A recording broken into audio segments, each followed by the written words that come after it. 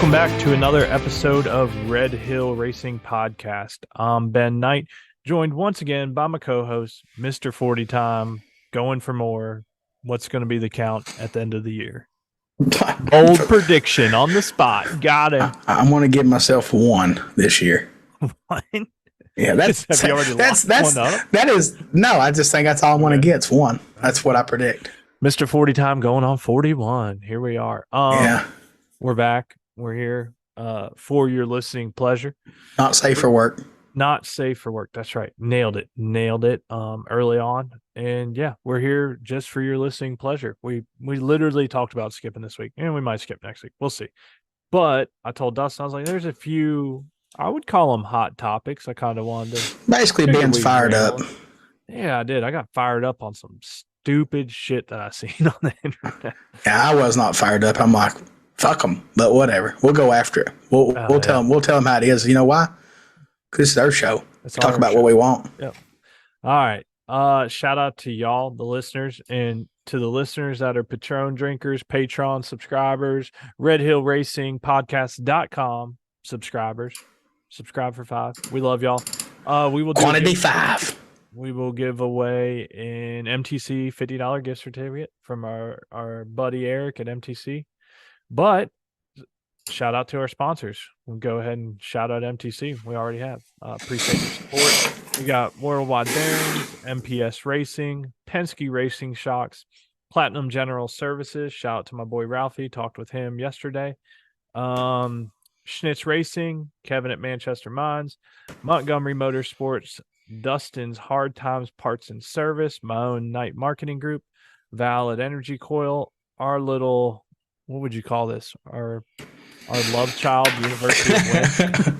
That's their adopted child or something. I don't know what it is. Our joint custody child, University or nonprofit. I don't know what we can say about that now. I will say this, though. Adam Sharan is like fucking running University Win into the ground with all his wins. One win at a time. 12 wins on the year. I mean, like, shit, my shipping costs are I've paid for more medallions and shipping costs than Adam paid in a membership. I'll put it like that. That's it's fucking unreal for real. Anyways, and last but not least, Mr. Burkhart, BMF Motorsports. Yeah, I mean, going on with that note, Adam is on fire. I think last count, I shipped him another one today for win number 12. He's locked up 2 championships already and has a shot at a third. I mean, the man is having a banner year. Yeah, in Division 1 NHRA finals coming up. I mean, I wouldn't bet against him. I'll put it like that. I feel like he is trip to Vegas. He is on fire, and I would love nothing more for him to get it to go to Vegas, and I would also love nothing more than me to be there with him. Yeah, that's right. If that happens, I'm probably going to make my way to Vegas. Well, the other day when we were talking about, you asked if Tamron was going to go with me if I went, and the plan would be, right? Well, the plan would be they would want to come, but you are more than welcome to ride with me, and I'll fly them 2 there. Like, we can jump in Diego and just make a trip out of that deal. Say no more. Oh man, cross country. Sold. Unless you want to be Dustin Lee and go to STBA and run 2012 and get me some points. I mean, I can do that too. I considered kick that out right off the rip.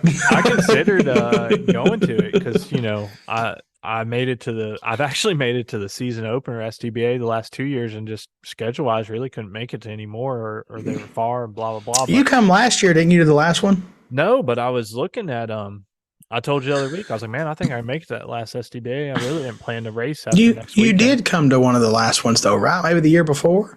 No, I've literally been to STBA twice in the spring opener. Yeah, because I got Spencer's bike 2 years ago. Yeah, picked it up and went to STBA, and then this year we kicked off University Win. So yeah. So it was the first one this year when you stopped and we met my dad with that motor or whatever. Yeah. Okay. So. All right. Well, hell. All right. I mean, or it was sometime. I don't know what the heck. Yeah.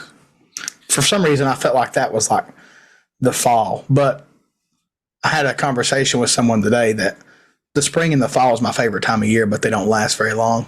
Our weather here goes summer to winter. That's all we got. Like, it was 51 degrees last night. I'm like, what is going on? Like, That's perfect weather for the evenings well, and well, mornings. I'd like it for it to be 60 at night and then like 75 in the day for a little bit longer, but we ain't getting that. You know what I like? Less bugs. I fucking hate bugs, dude. Yeah, I'm ready for the flies to go. I enjoy the outdoors and my porch and everything, and just I despise bugs. Tiffany will tell you that. Yeah, mosquitoes will be eating you alive while you're trying to enjoy your sunset in the evening. Yeah, I hate that shit. So I'm that's there. one of the things I like about that. Yeah, I don't know. We'll see what happens. Definitely could make a trip to Vegas. I would enjoy that. I already got a plan. I was going to get a smaller trailer to pull with the RV, so we ain't pulling the huge big trailer and just roll. I mean, we're gonna need, if we go together, we're gonna need 2 bikes and 2 pit vehicles. I was thinking 1 bike and 2 pit vehicles. Bro, we're not going to Vegas without a spare bike. What's wrong with you? We'll fix it.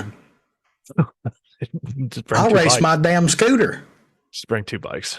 All right, we'll take the big trailer. Yeah. I ain't even got there yet. I ain't went to back. we're just planning, right? We're confident. Yeah. Confidence. Yeah. Confidence is key. We preach that all the time in school. Let's see. One thing I did want to say, because it's our podcast, we can talk about what we want. But as far as the school goes, I don't know if we've said this a whole lot, but I've got a few questions as of lately. Just FYI for everybody, if you're thinking about the school, yes, it does require a time commitment on your part, as far as like the courses and lessons go. But I do want to say this: we have an audio version of every single lesson. So you don't want to sit down and read? That's fine. Just you can plug in while you're working and listen to these things. So, especially if you enjoy the podcast and you really want to learn. Now, there's a few lessons like, yeah, it makes sense to go back and look at the written version because there's examples and some math. But yeah, you can listen to these things. So wanted to shout that out because I've had, I think 2 or 3 people ask me like, hey, I just don't think I have the time. Is it available on audio? I'm like, believe it or not, I thought of that. One of the few things. Well, I'm one of them people. It's like I'm not reading all that, so. Yeah. And I haven't went back and listened to all that yet, so I'm slacking in my own department on that deal. Yeah, I need to listen myself. I'm like a substitute teacher that comes in and just turns a movie on. I turn a movie on. Oh man, for the kids to get by that day. Yeah, for sure. So no, I did want to tell you all that. I'm here. Yeah. Audio versions of for every lesson. So, all right, let's jump into this a little bit. I guess you already said they weren't quite hot topics for you, but you want to start with NHRA Pro Stock motorcycle or car racing? Which one gets you fired up the most? The car one. That's what gets you fired up the most, probably. Let's do motorcycles first. Okay, we'll go to the motion. I was debating. All right, so I don't think y'all need us to lay this out for you, but in case you lived under a rock, countdown started this past weekend. Reading, Pennsylvania. Y'all know we know a lot of the pro stock motorcycle racers, and we're friends with a lot of them. And obviously, Gage is someone we've gotten close to over the last couple of years, just racing XDA with us. Anyways. Our boy, I don't even know what happened. Do you know what happened to him? I blew the tire off, man. He had like a 138 60 foot or something. Okay. So like bad, like really, like wheel hop blowed it off. Yeah.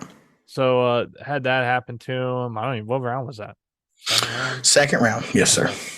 Well, regardless, Mr. Tater Chip himself, Chip Ellis, was riding a Matt Smith racing motorcycle for the weekend and was flying, doing really good. Made it to the finals against Matt, right? And yeah, I mean he done his job. He outran Matt pretty bad because he was on a faster motorcycle. He had that thing going. And Chip had a mediocre light at best. We'll put it that way. Look, in grudge terms, Chip give Matt the break. That's right. He give Matt the break. That's what he did. He watched Matt leave and then he left. Yeah. He thought that he had enough horsepower to catch him. So I just thought this was like, here's obvious, and they've even said it themselves on Facebook. I've literally seen this. Like, I know, I love seeing people complain about it when he said it. Right? Yeah. I'm like, you guys are idiots. Like quite obvious that Chip let Matt go because he knew he had a faster bike and just, let him go ahead and take that win because Matt is racing for a championship and Chip is, helping out the team. Actually, I think what I read from Matt is that, Chip does a lot of work for him, from exhaust fabrication and R&D and so on and so forth. He's close to him and they're friends. And from time to time, they ask Chip to ride free to him. And to help them, get bikes moving in the right direction. So that was apparently the goal with that bike, and they got it moving in the right direction. Obviously, thing was flying. But I mean, what are you going to do? You're going to have somebody come in for a couple races a year and then like potentially beat you out of a championship? Like, yeah. So the way I took it not was even racing for the championship. Yeah, Chip, he helps them. Of course, they have two of the V twin bikes and then one Suzuki, right? And Matt's stated that he was riding the Suzuki all year when he got on it. So Chip comes in and helps them get whatever V twin Angie ain't riding, make sure it's right. Like they basically are testing while they race. And the next part of Chip's job is to show up at the last few races and be a blocker. So if Chip's on a fast bike and he can potentially beat whoever's threatening Matt's championships, cool. Or if he happens to race Matt, guess what? Matt gets the break. That's just the way it is. Like this is, as a sportsman racer, I have sacrificed rounds for myself, for friends. Like I've done it. Like, and that's what I was going to get into next. Yeah, I mean, that's what that is what a real team, in my opinion, does. Now look, I'm a Matt Smith fan, Angie Smith. I think they're great. They're probably one of the only teams that is their job is pro stock motorcycle. Like most other people have regular jobs and they do that. That is awesome. Gage is my boy, like, personal friend, like legit. And I want Gage to win the championship just as much as every other person on the internet right now. But you can't take teamwork out of the factor of winning a championship. Yeah, Gage had a bad race. So that doesn't mean that the rest of the whole deal is going to be bad. It also, I agree with some people. I think the countdown crap's lame as shit. Like, I think it's lame. I think a true champion is a total year, right? If they want to have a countdown, have just a few races for them. That's it. But yeah, that's the rules. I'm not a fan of that either. No, I don't like it in NASCAR either. I think it's lame. Yeah. It's like, hold up, let everybody that I've donkey kicked all year catch up, and now we can race. And that's no shade toward Matt or anybody else that's in the points. It's just you're taking away from the guy that's done exceptional to help the ones that haven't. It's almost like everybody gets a trophy type deal. I'm just not a fan of it. It's their format though. They do that to keep it interesting, and boy is it. Everybody's blowing Facebook up right now because the thing's is close now, and it wasn't close before because of the countdown deal. I get it. But, I mean, here's the thing, too. It's not just Matt Smith. So you got Eddie and Gage, right? What do you think's going to happen if they end up racing each other in the next couple races? Well, here's the problem with that.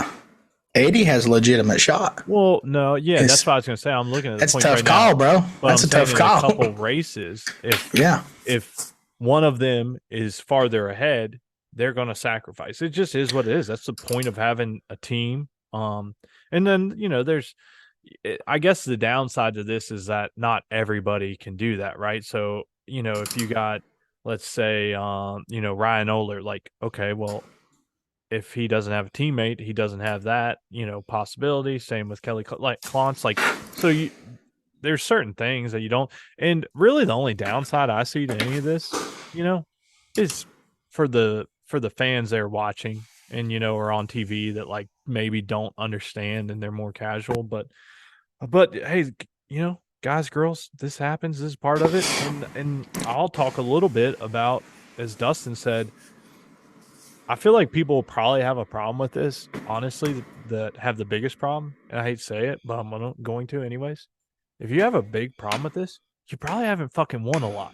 I mean, and I'll say that from my vantage point of this.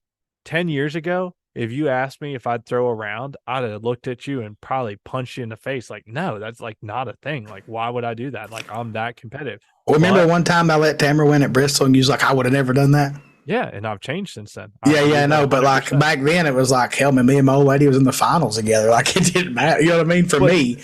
But in you the as a racer back then was like, oh, hell no. Like it ain't happening. I'm not doing that. yeah, that was your wife too at the time. But like, here's the thing: we've all grown, and that was my point about you probably haven't won enough if you wouldn't, because like, Big picture, guys. This the big picture stuff. That's and what. I know that sounded like bold, but it's just the truth. There was a time where I wouldn't even have ever considered that. Since then and recently, if there's one of my boys, my type boys, or like literally my brother, I will fucking throw around every time if they're in a better position than him. In fact, I've done it for my brother before, not purposely. Okay, at XDA, it was yeah, it was Crazy Eights. I remember it. At XDA and Crazy Eights, if you have never been there, it's random pairing. Okay, you can get close to somebody, but they draw cards. It's left, right, and front, back. So like, it's hard to like actually pair up with somebody intentionally. You know? Yeah, they prevent that. Yeah. So me and my brother, we got paired up, and he was, I think, in the top. He was in contention for a championship, and I wasn't. I had like a 250 light. Like, why would I? Like, I was getting more enjoyment out of giving him a potential shot to win a championship. I think he won it. I can't remember if he did or not. Anyway, I think it did. Yeah. yeah. So like, that. I mean, since you're on the Crazy Eights, the last Crazy Eights ever at XDA, I was racing Spencer. Spencer was unaware, 100% unaware of my intentions. But we left. Normal race. We're side by side in 1,000 foot. I just let out of it. And he was so mad in the shutdown. He was like, what are you doing? He was screaming at me. And we pull off track. He goes, what did you do that for? I said, you're ahead of me in points. We both had a shot, but your shot's better. Go win it. And he did win the race and win the championship. So I gave one up for my homie, and it worked out like that. I'm not afraid. I don't give a damn what any of you think. That's my brother. Like, I will, if it comes down to the last race and they need that round, they're getting it. Even if I don't even get anything, like if I'm losing my money over it, it's cool. That's racing. Like, and we now saying that, if I ain't number one in points, who cares? Like 2, 3, 5, 10. If I could pick anything other than number one to be, it's 3 because I like doing it for Dale. That's it. That's the only. If I can't be 1, I want to be 3. I don't want to be 2. I don't want to be 4. I can't be 1. I want to be 3, and that's it. That's the only 2 numbers that I'll take. I've given away like plaques for whatever 4th place, bro, 7th place. I'm looking right now on my wall, and I have a 1, 1, 1, 1, 1, 1, 1, 3, 3, 3, 3, and then I have a fucking 10. I have no idea what that's about.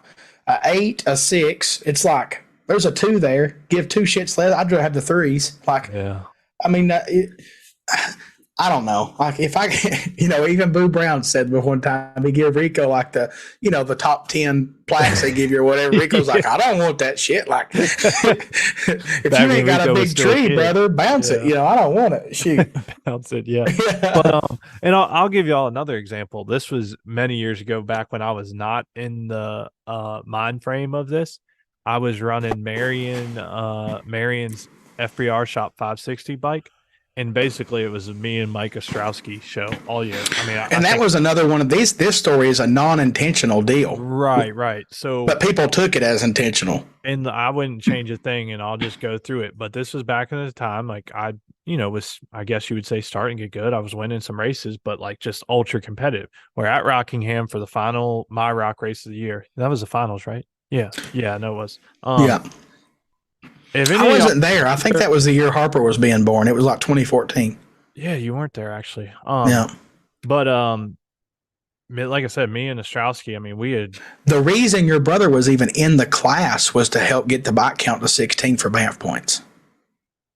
Okay, that makes sense. Yeah, so long story short, he really wasn't even a competitor in 560. Yeah, he was just in it to fill it. Bike, and we were, it was a low bike count. And my brother got in on my street bike, which could not cover the number. It's just plain simple. And Uncle Jerry got in on his bar bike, and he wasn't confident. Like really, he'd run the number, but he couldn't cut a lot. You're right, exactly.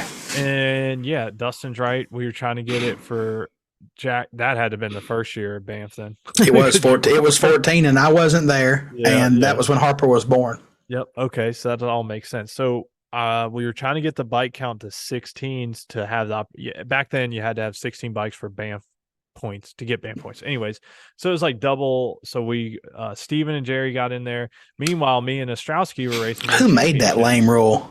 Probably me. That's why I said that. Yeah. But if any of y'all remember my rock at Rockham, if you talking about some cherry picking shit going on, like people would pull in the lanes, you pull up beside them. Oh, I forgot this. They'd pull out, or people would drive up. Yeah, Rockingham had its own rules back then. Well, the thing is, nobody was running. There was no lane. Nobody running the lanes at Rockingham. So like cherry picking happens. But I go up for 560. I think. I can't remember. Somehow there was somebody beside you and they bounced and your brother had to pull up beside you. Well, I'm trying to remember if I feel like I tried to get Ostrowski anyways. I went up there. I think I was second in line, and yeah, either somebody pulled up and left beside me or not. Anyhow, all I know is the line was stacked behind me. Like there was nobody. Oh, that's what it was. There was somebody between you all in the same lane, and that person bounced, and Steven was the next one, had to pull up, and you guys had to race. I remember this story. Yeah, so Steven was behind me, and we were he looked at me, and he said, should I pull up? I said, well, if you don't pull up, at this point, we're going to race each other. I was like, so it's up to you. I was like, it doesn't matter. And that's literally what I said. And he's like, well, I guess I'll pull up because he was going to have to race me if nobody regardless. Else yeah. So he pulled up, we raced. I mean, it was easy. The bike just couldn't, I didn't even hit the tree. I think he could only run like 570s. I was on a bike that was, dialed in, beat him. And oh my goodness, like it was like, and I get it. I'm not like, at the time, like he was a class filler, but not someone for you to race against to get points. It wasn't intentional. You wanted to race the man that was with you, and like you wanted to race Ostrowski. That's who you wanted to race. I'm pretty sure he was. In fact, I think he was in front of me. I think that's why, like, it was glaring or obvious. I tried to get up there and run him, and I couldn't. So he got paired up with somebody, and then I was a second pair, and nobody would race me. So that was kind of a sour thing. And then, like, no shit, couldn't make this up. Very next round, same deal. Nobody would pull up against me. Who's behind me? Uncle Jerry. Jerry's like, what do you want me to do? And I was like, man, I already feel like I'm hearing grumblings and stuff. Like, he's like, well, look, Ben, he's like, I'm just going to tell you, like, I'm probably going to get beat no matter who I race. Just saying, like, be you. I can't cut a light on this bike. Like I can run 560, but I'm going to have a 150 light. And I was like, he's like, so basically somebody can get an easy round or you can get an easy round. And I was like, man, I'm not. And he just pulled up. I was like, all right. So I won that round. And at that point, it was like full blown. I make it to the semifinals. I raced and that was weird too. I feel like I was supposed to have a bye, and then something didn't happen. I don't know. Well, no, it's the Rockingham thing. They made new ladders every round instead of staying with one. Okay. The ladder before you would have had a bye, but they remade it and then you lost it. I've been in that situation there before. I remember it's something weird. So that happened. Yeah. So I raced JT at 3 bikes. I remember, and if I won, I won the championship. If I lost, I lost, and I lost. And to be completely 100% transparent, I was happy I lost, because then afterwards, and I get it. I would have been the same way as Ostrowski was, to be perfectly fair and transparent as well. I'd have been mad too and been like, well, they were throwing rounds, blah, blah. But I was also in a different mindset then. So I was glad he won. At that point in time, I wouldn't have won a championship. Now, fast forward today, I would have probably been like, fuck yeah, I'm racing him. And, it is, if nobody else wants to race me, blah, blah, I wouldn't care. But back then, I did not. That was just a different mindset. So I don't know. But yeah, I've been on both sides of it. Now, I've always had the same look at that personally.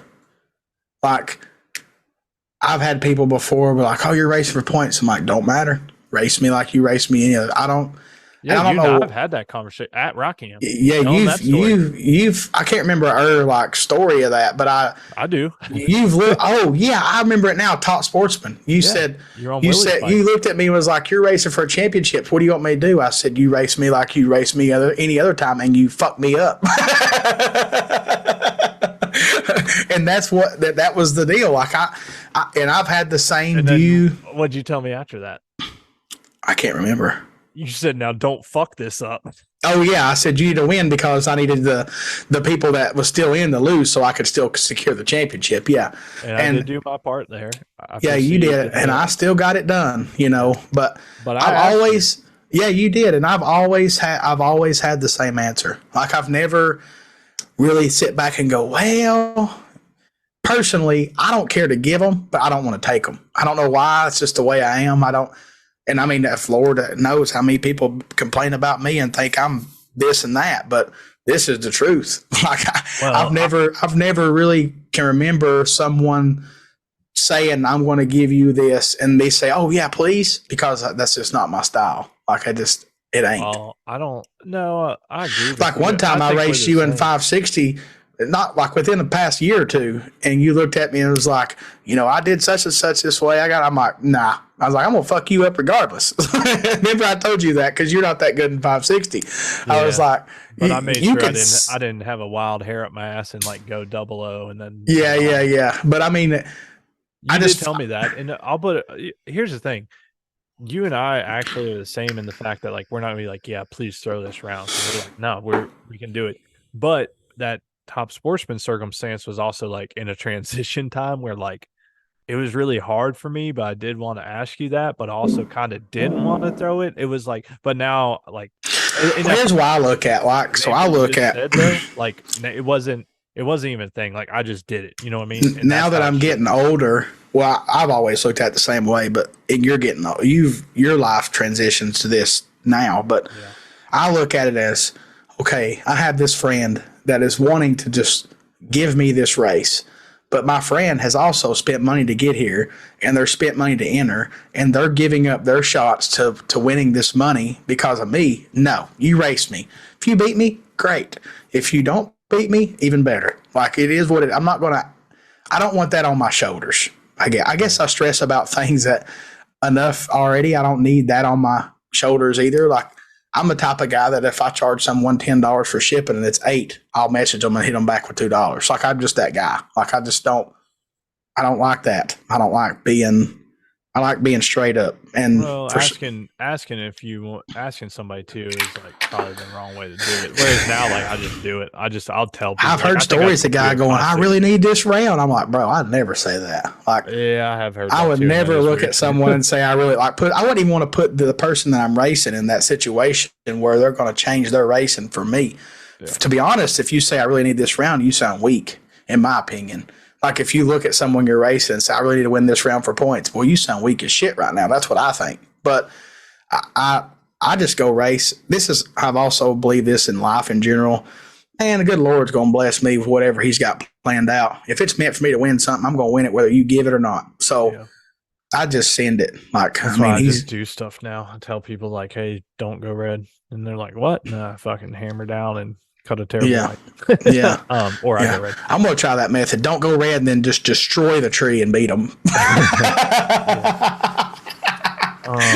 That'd be messed up. So yeah, y'all get over the NHRA pro stock stuff. It is what it is. Stop. And you mentioned this a little bit. Some of the people that I see, some of them, not all of them, but some of the people that I see on there bitching about it, man, I don't even know who they are.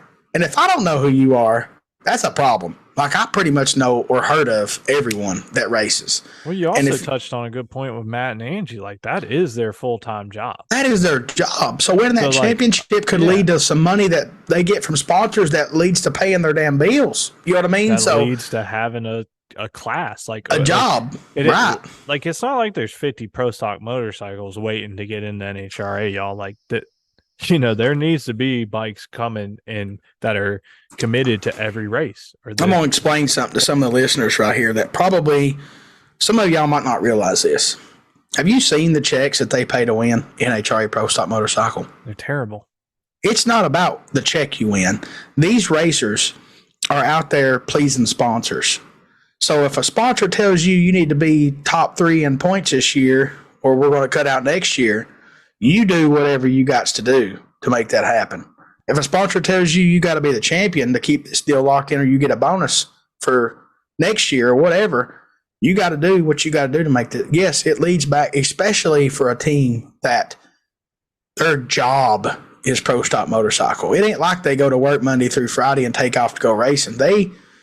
Their job is in the shop, dyno and stuff. And I'm not taking up for Matt and Angie. I'm explaining what they're doing. Like they have a career that is based on stats, and they're smart. They're letting Chip come and ride the spare bike and keeping it dialed in, for one thing, because it's fast. It's faster than Matt. Second thing, they have a fast hot rod with a good rider on it that could potentially beat someone that they're battling in points, right? So I guarantee you, and I've seen it, Gage himself, the people that's all mad for Gage himself has so much class that he goes on Matt's post and tells him congratulations, because he knows. They knew. The announcer knew. When they crossed the finish line, he was like, I'm shocked, but nobody seen that coming, because they knew what was about to happen. And the people that has blinders on that don't know this need to take the blinders off and look around. And now, do I hope that Gage goes back to Gage's routine and finishes off the year strong and gets it done? And for sure, that's my boy. Like, I would love nothing more to see Gage win the Pro Stock Championship his first year ever. Yeah, cool. Now, look at it the other way. Do you think it would be cool to see Matt Smith be the first to have 7 championships? It would be cool. So, as a probably spectator, history either way, right? Yeah, it would be. Right? Ever? I mean, I don't know. This is here you go, Fabian. Here's a Fabian question, or anybody really. Has anybody? And I would say anybody ever win the championship rookie season, and anybody ever have 7? Ever. No, nobody's had 7, right?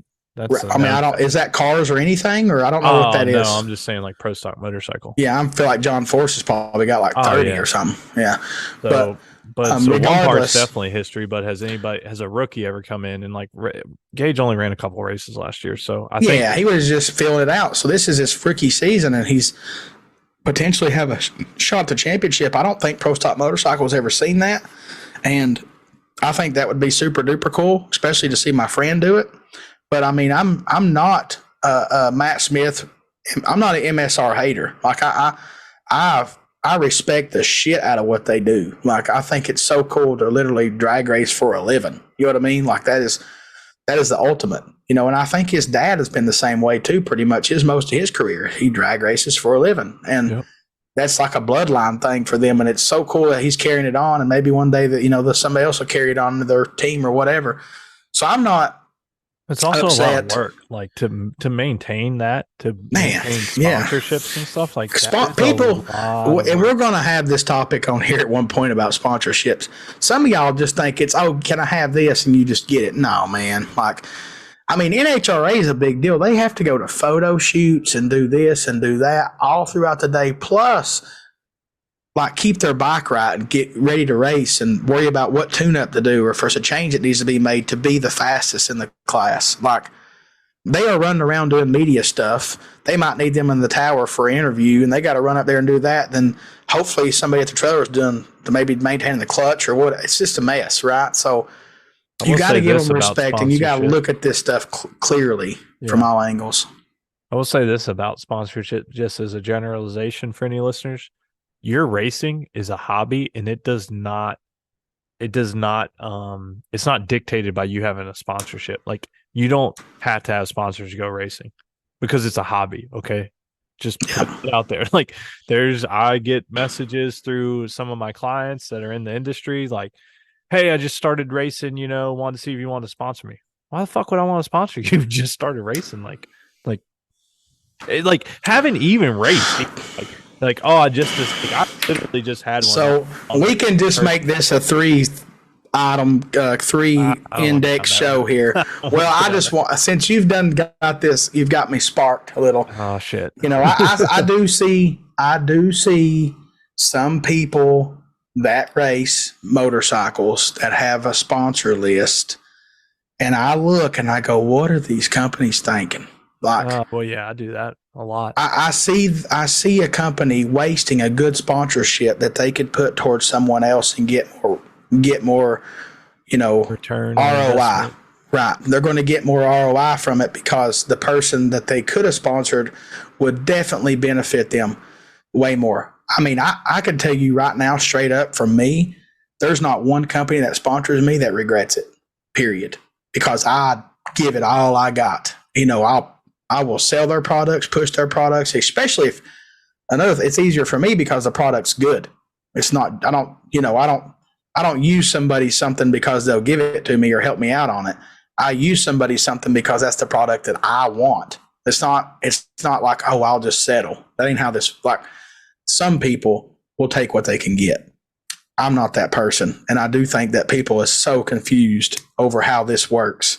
And there's some people my goodness, bro, there's like the confusion is fucking hilarious. So, yeah. as a quick example, and I'm not going to say what company, but one of my clients had an individual that I actually got them a discount on something, a product that they wanted, because they were posting some good social stuff and tagging the company on their ROI. Yeah, and I was reposting some of their stuff and it was good. Next thing I know, I get tagged and I'm getting ready to share another photo of those. I see, hey, and shop so and so company for discounts for all your needs, and I'm like, that is literally a direct fucking competitor of the company I'm representing. And I'm like, and I gave you a discount. Now this person, here's the thing, this is what's so comical. They're still tagging and they continue on every new post to tag the company I work for. And I'm like, they're tagging both. It is contradicting conflict of interest. Yeah, I'm like, and I haven't shared anything obviously because they also shout out the company in every single post. Yeah, like, you can't share something that's got your company's competitor in it. Like, that ain't gonna work. What the fuck is wrong? Like, I'm just like amazed by it. Like, it's completely blown away. So, anyways, I could go on and on. That leads back to I call it vultures. They will take whatever they can get. And I'm going to explain something else real quick and we can get off this. But just because you're sponsored by somebody don't mean that you get everything from that company for free. I want y'all to. Yeah, that's another good sometimes one. It could be just, you're not a dealer with them and you get dealer cost, or the company might let you have it for what they got in it. I don't know. Like, it's never, ever, oh, you just get this for free. I have some companies that says, hey, you get this much store credit. You can use it however you want. Well, and that's cool. Most are just discounts anyway. And I've also heard people say, well, that's not a sponsorship. Well, anytime a company will, whether it's a discount, product, or free, or money, whatever, like, you have an obligation to represent and give them some type of return, whether it's a discount or not. But most sponsorships, they're discounts or product. Yep, character shines in this time. Like, I've got one, I'm not even going to mention names of a company, but I got one sponsor that I guarantee you, if I messaged them and said I need this, they would send it to me for free. And I'll go and just buy it because I feel like they've given me enough at this, like, for that part or that item that year or whatever that I've got from them. I feel like we're good. Like, I don't expect it to be handout, because before you know it, it gets to where I can't return on the investment and cover what they've given me. So you got to keep, it's almost like balancing your checkbook. You got to keep this beneficial for both. Like, it's got to work. And that's a little quick tip. And me and Ben, one day, maybe this winter when everything's calmed down, we'll have a full-blown episode, and we might even do it live, maybe, to like get some people. Yeah, because we might not want to do it live because we might end up calling somebody an idiot or something. Yeah, I might say some shit I regret. Yeah, but and that might be a good time for us to get Obilo in here. Like, I feel like he would be a good person because he's run the program a lot. He knows how it works, and me and you and him can give our opinions on it, and then people that listen can just take it for whatever they take it for, Yeah, for sure. Mike Bilo, he's been around the industry, and he can work out some good sponsorship deals, but he does a lot for the sponsors and the relationships he has. It's about building a relationship, but yeah, this could be a multi-hour episode. So yeah, we can't stay on this rant because I can just keep going. Yeah, it's going to get your blood pressure up, and certainly I'm on beta blockers, baby. We can just get her going. It ain't going to get no. I am hot right now though. Got a little hot flash getting fired up in here. Oh, gosh, break a sweat. So yeah, get all over the NHRA stuff. Stop, just. Man, in general, can y'all stop? Opinions are like assholes, guys. Yeah, shut up. Stop posting negative stuff. Yeah, yeah. Cheer for your guy, whoever you want it to win. Cheer for them. Give them some love. Make them feel good. Let them race. Let it all play. Look, God already knows who's going to win this championship. We just get to watch it. It's a movie. That's right. Just chill out. I agree. Now the next rant, the Man, next part of this show, and this is what gets Ben fired up. I might just be able to turn my mic off and let Ben go on this one for a little bit because he's going to be fired up. And that's the big $1 million car race. Now, I want to just say my little nippet before you get going, because I know when you get going, you're probably cracking your neck right now and popping your fingers. I'm shaking my head because I can't believe some of the shit I read about this. Well, I want to say the little bit that I've seen, the little bit of negative, like most people, myself included, I think it is outstanding. This guy, drove down there, could only afford to race the one race, went for the big race because that's what he could afford to do and done it. Slept in a freaking tent. I mean, you're talking in St. Louis. It ain't great weather. It's probably hot. He's in a tent. He's got an open trailer, old clapped out Chevrolet with rust in the quarter panels and rockers. I think they said 324,000 miles on the heavy Chevy. Yeah, I mean, they don't make them. They don't make them like that no more. But open trailer, old bracket foot brake car or bottom bulb car, whatever, probably both. But dude goes down there with a chip and a chair and a hope and a prayer and freaking gets it done, racing some of the baddest people in the country for $1 million to win race. Now, as any bracket racer in the country knows, we do like splitting stuff, especially when it's $1 million to win and 10,000 to run. Or I don't even know what the payout structure is, but it's always top heavy, right? Real quick before I cut Ben loose, I see some of y'all fools online. It's heads up racers, motorcycle heads up racers, pro classes, whatever you want to call it. I don't even know what this guy races, but I seen one of them, and it struck me so bad because he was like, I wouldn't split. Fool, you ain't raced for $1 million in your life and never going to on a motorcycle unless you go race with some cars at $1 million car event, period. Yeah. Don't get fired up and say you would have did this and that when you've never, ever in your life raced for more than 5 or 10 grand, period. Don't do it. Yeah. Don't even speak your mind because you have I haven't. I raced for 67,000 once, but only half of it's what I could have got. But either way, you can't diss the splits because this race is built off the working man. The sportsman racers that work all week, Monday through Friday, they scheduled to race this race back in the spring. They took off work back in the spring for this weekend. They drive to this race. This is their shot, their fun time. Work every freaking day for the man, and somebody's going to be the man. And they can win a life-changing amount of money. I mean, what did he get, 200 grand? Yeah, I mean, yeah. Didn't he get 200,000? Bro, $200,000 would pay off most homes for a working man. Yeah. Like, that's huge. I mean, when I won 10 grand once, that was a life-changing amount of money for me, just because it took me from being in a bind to having saving. I mean, then I won 16,000 or whatever I got paid out the other race I won. At the time, it was still great to get, but 200, bro, there'd be some changes around here if you seen me win 200,000. There'd be I wouldn't have a house payment. I promise you that. Yeah. The only thing I will say about what you just said is that these types of car races, I will disagree a little bit. They're not exactly the working man. Yeah, I know. Some of them guys run these races for a living. I get it.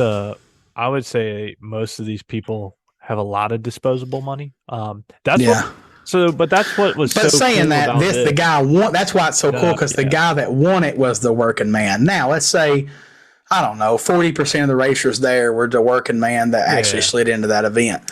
But without those 40%, this race couldn't happen. No, I agree with that 100%. Were there 8,000 plus passes made that weekend?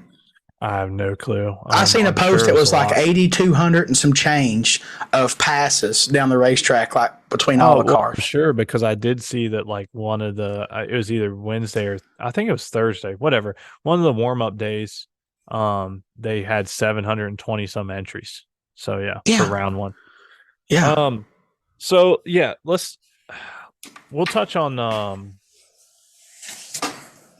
what aggravated me at first, because then I do want to definitely hit on the uniqueness and coolness of the story. And I think that's why so many motorcycle people got into it. I mean, Dustin kind of already said it. If you're not familiar, this was a delay box, top bulb car race. Okay. They do separate no box and / foot brake cars, whatever you want to call them. there's not a lot of those that attend these races. And I'm saying not a lot, I mean literally probably 20 to 30. Okay. And the other 500-600 entries are delay box cars because that's what they're there for. To take it a step farther, there's only a handful of people that are good enough hitting the bottom in no box or confident enough. I'll put it like this: confident enough to go to these races. And you got a few that can win against delay box cars, but you're definitely at a disadvantage. I mean, there's no ifs, ands, or buts. You're at a disadvantage. So that's just kind of a little bit of background. It's to go and do what this young man did was it definitely broke the internet, and it should have, because as the story goes, he could only make one day. He couldn't, he could only afford that. So he didn't go to try and race for, the 20,000 warm-up race on Tuesday, which was only $200 to enter, right? He didn't care about the $50,000 race on Wednesday, Thursday, or Saturday, which was $350 to enter. He went for the big shebang. He loaded up his giant sack because he had to have some balls to save up money and think he was going to go hit the bottom and race against these cars. He was confident, and he was not worried about how he looked, and he rolled out in his 300,000-mile Chevy open trailer with his car, and he probably had a smile on his face, and his total setup. And I've seen the car. I mean, I don't really know exactly what the car cost. He had less than 40 grand in his entire setup. Oh yeah, I figured a $15,000 car, probably, maybe something like that. Just I was going to go like maybe 25. Just yeah. Who knows what kind? Who knows what's under the hood and stuff, yeah. right? And I don't even think he was running a hood. Funny, so yeah, he was Cletus McFarlane that shit. Yeah. Like, but I mean, we can tell you the truck wasn't worth nothing. I got a green truck that's got no rusted. I'd ask more for. Yeah, his trailer was worth more than his truck. Anyways, but that truck's worth a lot now because the memories. Yeah, and he rolled in there as the story went, pitched him a tent. Because he didn't even have an enclosed trailer to sleep in. I do that sometimes. And he had a dream and a hope, and he was confident he could do, and he just went out there and did what he did. And he had a loud ass generator probably running with a fan hooked to it. So, like most racing, and y'all should be familiar with this, the winner is top heavy every race. I don't even know the structure for that race. Whether you race in XTA, I mean XTA Pro T is what? It's 5,000 win, 1,500 runner up. That's a big difference. I mean, that's a big difference. Like, I'll spend $1,500 to go race next week in XTA. So for me to get 1,500, okay, I washed even. But if I won 5,000, like, that's a big difference. All races are like this. So a couple things. One, I saw people saying $1 million race, this and that. Oh, well, they didn't race for $1 million. Well, why is it called the million? It's called the fucking million because you could win $1 million if the cars are there. Just like most races, they are car count dependent. Do you think somebody's putting on a race and guaranteeing $1 million and then 100 cars show up? Like, no, that's not to guarantee. Not just no, but fuck no. They're not going to put their $1 million in the expectance of a drag racer to show up. Yeah. Now I will say this because I got the flyer pulled up. It says all payouts are 100% guaranteed, and that's true because all the $350,000 races, there is no limit. If there was 100 cars, they paid 50 grand to win. If there was 500 cars, they paid 50 grand to win. The payouts are guaranteed, but it's got to be the car counts that's listed on the flyer, guys. So the $1 million day Friday, it's car count dependent. Every 25 cars, it goes up in winner and what the winner can get. Okay. I can't see quite the top of the flyer, but I think they do guarantee like 200K, right? Not that that's chump change, but it's like 200K no matter what, something like that. The entry to race in this race, $2,000, $2,000. Okay. Now, based on their car count, I think it was right around 470. The winner now was guaranteed $590,000. I mean, over $500,000. That's ridiculous. And then go ahead. To get this, guess what the runner-up got? Because that payout never changed. Only the winner payout changed. Basically. Oh, probably 30 grand. 50. So Yeah. if You're there talking was 10 no times the split, amount. yeah, if there was no split, you were racing for 50 grand or 600,000. And if you went to this race and you pulled up in there and there was 10 cars left and you didn't work a split, there's going to be 9 mother truckers that's wanting to kill your ass right there. So, You know what I mean? and this is what happens generally in these big money car races. It's Let's just like say that you got clockwork. down the 10, Ben. If you got down the 10 cars and you spent $2,000 to enter that race, the odds of you getting 10,000 plus at 10 cars, even if you lost, is high. Yeah. Well, so here's the breakdown. These races almost always they get down to what they call a split, and it's when they ladder. It's 16 or less. So the way this falls, I'm looking at the flyer. The split round would have been 6 round. Do you know what you got if you won that round? You got $4,000. So if you lost that round, you got 3,000. You barely Covered your trip. Yeah, you barely got your entry for that day, let alone Yeah, yeah. there all week racing. Yeah, driving down there and all that. And if you won, you got 4,000 for 6 round win at 16. At 8 cars, you got 5,000 to win. Or like I said, you lose and you get the 4,000. At 4 cars, the semifinalists got 10,000, and then it was 50 grand to runner up in whatever the car count base. So I couldn't imagine. I would have to have my phone with me if I was still left at, like, let's just say 8 cars in that scenario and then wanting to do some different money stuff. I would have to have my phone with me for the calculator. Like, because there's some big numbers being smashed up. And they probably do it like 16 to be real. Maybe even before that. Yeah, it's 16. Yeah. It's just normal that when you get to the latter round, 16 vehicles at these big money races. Now, there's going to be a group chat. Everybody's going to have a conversation. Instances where like people have just said no. But you know what happens when one person says no in these? Nothing. Everybody else works out a fucking split. Yeah. They kick money back. Split, okay. Yeah. So regardless of if you think you're Billy Badass and you're going to get down to these 16, okay, when I mean, look, I'm just going to say roughly, all right, 50, 20. When you get down to 16, and this is just rough math. They get down to 16 this past Friday. There's $700,000 that they can split up between 16 of them. And that's just rough off the top of my head math. There's $700,000. Or you can get your ass kicked at 16 and go home with $4,000. So you going to split that up? They're going to do some haggling. I mean, that's what I'm saying. Like, them guys at 16 is getting 10,000 a plus that lose that round. Exactly. That's 80 grand off the top. Now you got 620 to deal with for the other 8. What would it be? Would it be like? Is it? I ain't got my phone on me. Hang on a minute. Let me get my calculator pulled up. I'm questioning some stuff now. So you said how much money was there? I said roughly at 16. It was probably 700 total, and that's just off the top of my head. So like $700,000. I mean, fuck, if you would never split it even. You know what I'm saying? But like, there's so much money there. Well, right there, like I said, if you could go from a 6 round win, or you could go from the $4,000 to 10 grand. Bro, yeah, y'all that's confused on this. So $700,000 at 16, if they split even right there, which would never happen. But if they did, you're talking 40 grand plus right there. Like, you could show up to a race that costs $2,000 to enter. Let's just say worst case scenario, you spent $2,000 in expenses getting there, which is $4,000. And if you divide it evenly, it's $43,750. You could profit 40 grand off of a race, like if they did split. So why wouldn't, like, you would have to be a billionaire or a multi-millionaire to roll up and say no. You know what I mean? Like the average person that has and a brain. There are people there. I mean, a lot of the rigs are $1 million stackers and well, now that you say that was my next thing. Was like, okay, so but those guys still split. Because they're trying to cover the tab.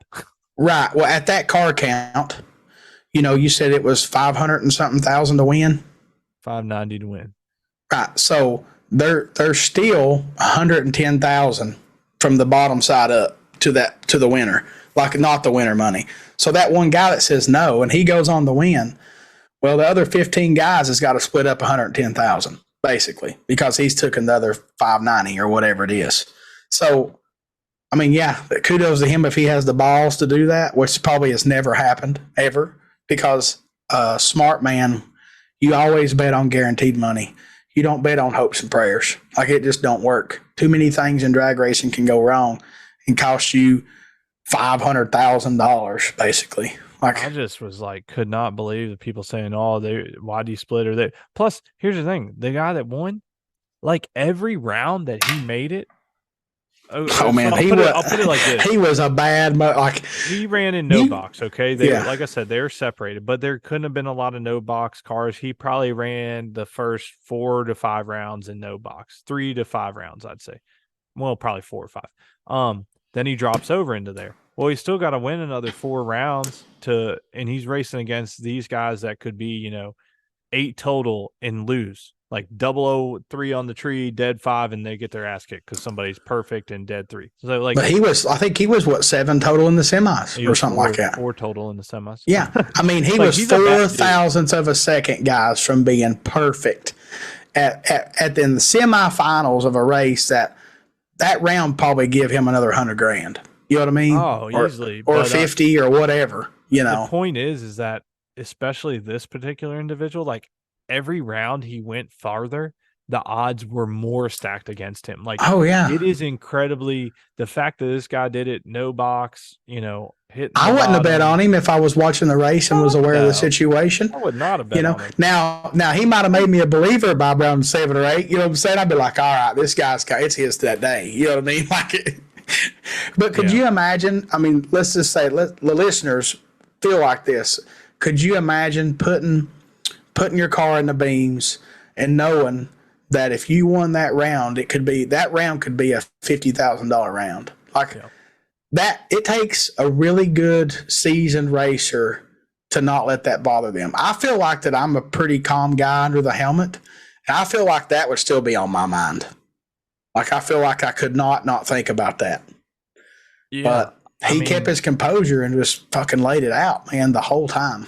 Well, like I said, to me, the biggest thing is the way this is laid out is if you made it to the split at 16, the only thing you were guaranteed at that point was $3,000 because it actually would have went to the round before, because the 5th round win. It wouldn't have paid for homeboy's trip from Michigan.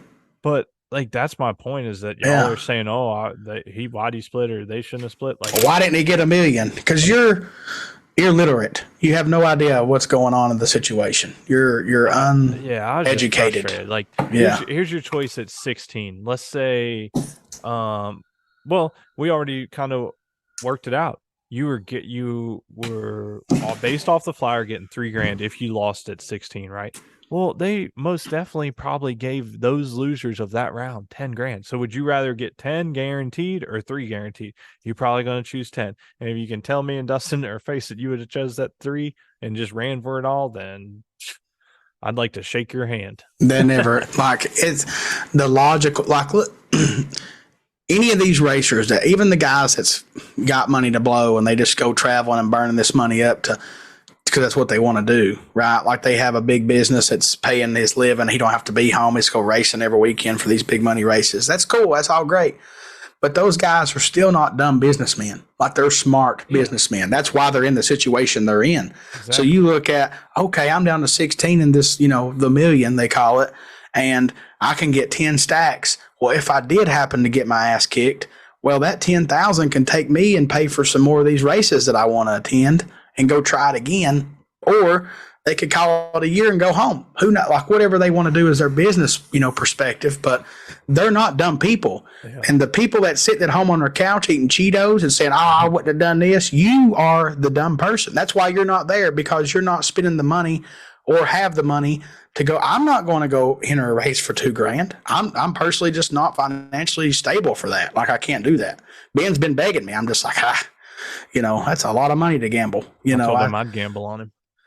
Yeah, I mean, Ben's told me that. He's like, I'm like, bro, I don't want you to gamble that much on me. It's just because my problem is they have a car race we can go to. Let's just say it pays $100,000 and it costs $500 to enter. Well, you can double enter.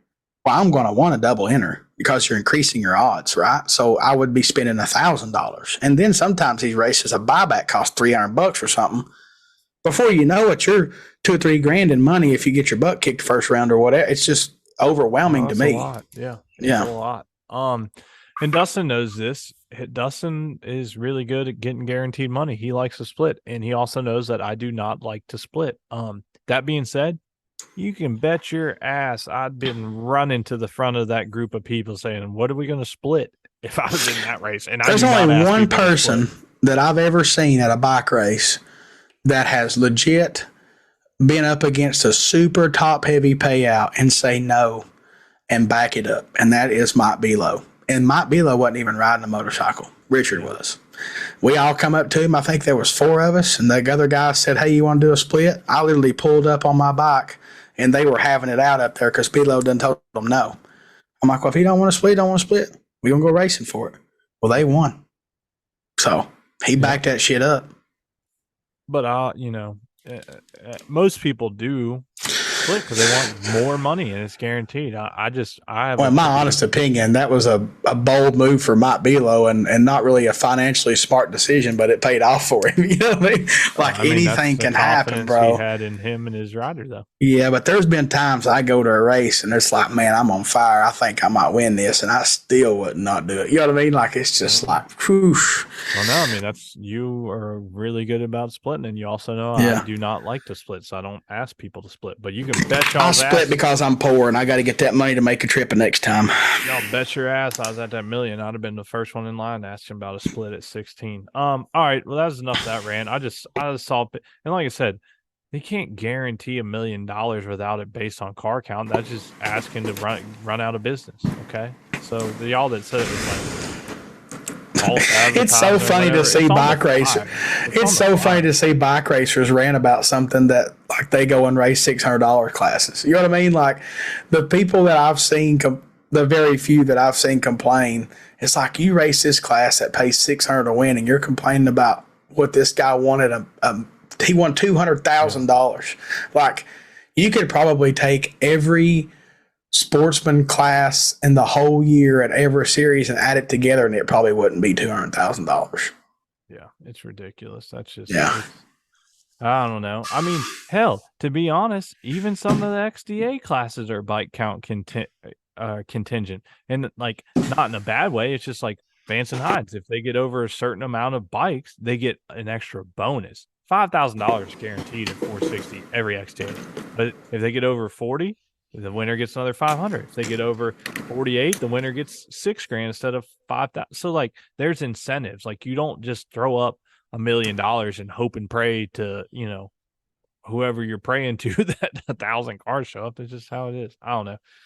This was probably boring to y'all, but the two things between the NHRA and it's like I had to shut down the old Facebook the other day. I was just frustrated seeing dumb shit. That's the other thing, like. How are we so negative, y'all? Like, let's post positive. Like when I shared that guy, he won it. There was so much heartfelt joy for me from seeing this, old broke guy bracket racing comes to this big race and wins it with a rusty ass Chevy pickup, an open trailer, and had a tent and probably one chair and a generator and a fan. Yeah, like pictures. That is so, man. That's like. That is the best part. Quit being a hater. Be proud that this dude just now won a life change. Like he was, I watched the interview, a little piece of it, and he really didn't have much to say because I think he was just like, holy crap. You know what I mean? Like, and it's not even all about the money. He made history. The first to ever go to, they call it the million and win hitting the tree off the bottom. Like if, He done something that nobody can ever take away from him. He was the first to ever. That's why I loved being the first to do things, because no matter if you're 95 years old, 40 years later, you were still the first to ever do that. And I'm the guy that'll tell you when I was the first to do something because I'm damn proud of it. And I hope he tells people about it the rest of his life because he deserves it. He earned it. And don't be a hater, but be proud. People that has dreams and meets them. The people that hate on it and throw shade or say this and that, and I would have done this. No, you don't know what you would have done because you ain't in that situation. You sitting on your couch in that situation. That's different. For sure. As Dustin said, and that was the cool part to see so many bike racers sharing it because it was a great story and just because we all poor people, you know what I mean? That's why we respected it so much because the bike community just ain't got the money like car guys do. And everyone that shared it that thought it was awesome. We're just Like is the for the dude right just now reason. lived the dream. You know what I Yeah. mean? And the people that complained never shared it. They were commenters. Exactly. That's the ones that fire me up, Yeah. because you can't even be proud of this guy. You just want to comment and drag his story down. Like, man, I'm And gonna for pull Boo Brown. Shut the fuck up. That's it. You know what I mean? Jesus. Well, and to put it even more in perspective, we kind of said it, or I said it a couple of times, but if you have personally, if you're listening to this and you've never been to one of these big money car races, I You am can watch them telling on you, YouTube every well, no, time. I'm just telling y'all facts of the matter is that I would say 50% of the pits is filled with, I'm talking over $500,000 setups. Most of them $1 million plus, because they'll have a $500,000 toter home, motor home, and they'll have a $200,000 trailer, and they'll have 2 or 3 race cars. I mean, they're literally $1 million operations. That's at least half of them, half of the people there. The other 25% are still in some nice shit. I'm talking, $100,000 living quarter trailers, brand new $100,000 trucks. And then you got it 25% that are coming in various setups that are more similar to what we're used to. But I'm telling y'all, like, this man rolled up in his clapped out Chevy. Nothing against it. It's just old, in an open trailer and no box car, stayed in a tent. I mean, the man is literally that's like the most feel good story of the year. There won't be anything like it. Yeah, respect it, because you ain't done it. Don't talk about it. That's just the way I look at And to it. turn it into something good too, like that y'all need to hear, the listeners need to hear. Be confident. If you race good, if you're confident you're racing, you can do whatever you want. To be confident, come to an XDA, come to an SDBA, go to an NHRA, go to Man Cup, whatever it is. If you race locally, like this guy, I'd never heard of him before, but apparently he's a good local racer and he bet on himself. Bet on yourself. A lot of times you can make some moves on a bigger scene. You just got to be confident. And that's another good takeaway. So, all right. I don't know. We weren't going to do something. I don't know. Y'all probably wouldn't enjoy this that much, but I don't know. I want to talk about it. You got to hear us throw out some F-bombs and cuss words and shit. Sorry, Might be I was some worked roaring up. in this video. I don't even know. Probably not. I wouldn't roar none of it out. No. The bright side of it is before you comment on anything, understand the situation, and you'll go a long way in life if you just sit back and listen versus opening your mouth. I just want to see more positivity, man. Yeah. I personally have to be on Facebook for my work. And I try and, block out some of it. And then if I didn't have it for my work, I probably still might, just because of racing. But even like, quote unquote, the sponsors, I guess I would say. I mean, if you left the internet, buddy, hard times, I still love you. Well, I was gonna say, I think all of them would be okay, whether I would or not. So I don't know. Just be positive, y'all. Let's spread some positive stuff. Don't be negative. Anyways, that's all I got for tonight. A little rant. If y'all like it, cool. Let us know. If not, tell us you don't want to hear that shit again and stop listening. And we'll probably still do what we want. Yeah, for sure. Let's see. Next week we will probably do an XDA preview. But we'll see. We'll see. If we do one, who knows what we might do. Oh, we got to do a giveaway though. I did forget about that. Tonight. That's the last thing. Yeah, we haven't done one. Okay. We did a big one last time. All right, let's see. Dustin will verify. All right, he can see my screen. Verify that we're not cheating. All right, here we go. MTC $50 gift certificate going to one of our lucky subscribers, Patron drinkers, whoever you are. Let's see. I feel like Mr. Farmer has not won in a while. Yeah, he's allowed to win again. Uh-oh. It's going to be a code. It's going to be a code. It's going to be a code. You're going to have to tell me the email so I can go. Oh, my goodness. Oomsvidif. This is one of the Patron subscribers for sure, because it's a weird... It don't give you their name. It gives you a code. Oh, yeah. We know who that is. I can't see it. Oh! That's Gravy. Boo Brown calls him Gravy. Yeah, that's what I said. Gravy. Yeah, Gravy. Yeah. Gravy with a V. Gravy. Gravy just now wanted something. That's pretty cool. What do you, MTC? Yep. Yeah. Congratulations, Grady. Gravy. There, you can buy something from MTC instead of Hard Times for once.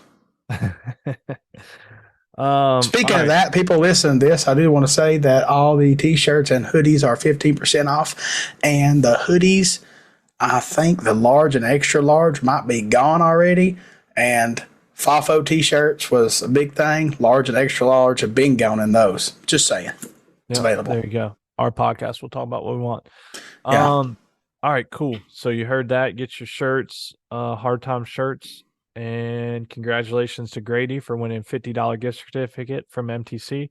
Really quick, we got to shout out all our sponsors again because I have not done it at the end as of recent, and they deserve that much spotlight. If you're not shopping with BMF Motorsports, University of Wind, Energy Coil, Night Marketing Group, Hard Times Parts and Service, Montgomery Motorsports, Manchester Mods, Schnitz Racing, Platinum General Services, MTC Engineering, Penske Racing Shocks, MPS Racing, and Worldwide Bearings. If you're not shopping with these companies, we don't want you listening. That's kind of harsh, but I mean, it ain't wrong. No, we appreciate the support from our sponsors and all you listeners. That's all we got for tonight, right? Yep, that's it. All right. We'll talk to y'all next week.